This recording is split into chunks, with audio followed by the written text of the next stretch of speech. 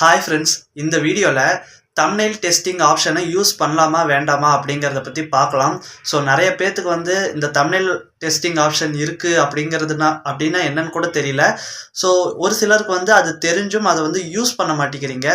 So அது use பண்ணலாமா வேண்டாமா, அது யூஸ் பண்ணால் நம்ம எதிர்பார்க்குற வியூஸ் கிடைக்குமா கிடைக்காதா, அதை பற்றின A to Z full detail இந்த வீடியோவில் பார்க்கலாம். வீடியோ ரொம்ப யூஸ்ஃபுல்லாக இருக்கும். ஸோ வீடியோவை ஸ்கிப் பண்ணாமல் கடைசி வரைக்கும் பாருங்கள், அப்போ தான் புரியும்.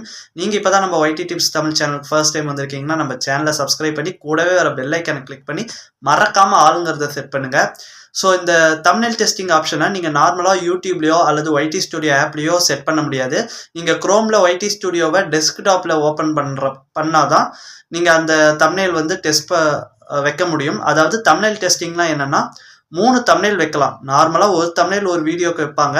ஸோ இப்போ யூடியூப் கொடுத்துருக்கிற ஒரு அப்டேட் பிரகாரம் 3 தம்ப்நெயில் வைக்கலாம். அந்த 3 தம்ப்நெயிலை நிறைய பேர் வைக்கிறதில்ல. ஸோ அப்படி வைக்காததுனால பெருசாக வியூஸும் போக மாட்டேங்குது. வைக்கணுமா வேண்டாமா அப்படின்னு கேட்டால் கண்டிப்பாக வையுங்க.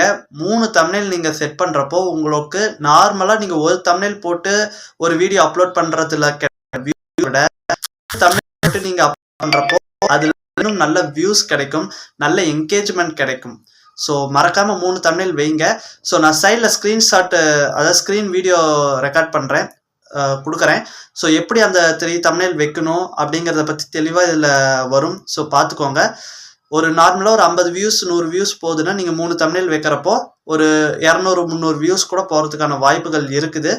ஸோ 3 தம்ப்நெயில் கண்டிப்பாக வைக்கணும்னு அவசியம் கூட இல்லை. அட்லீஸ்ட் ஒரு 2 தம்ப்நெயிலாவது வைங்க. ஸோ உங்கள் சேனல் அந்த வீடியோ வியூஸுங்கிறது நல்ல க்ரோத் ஆகும்.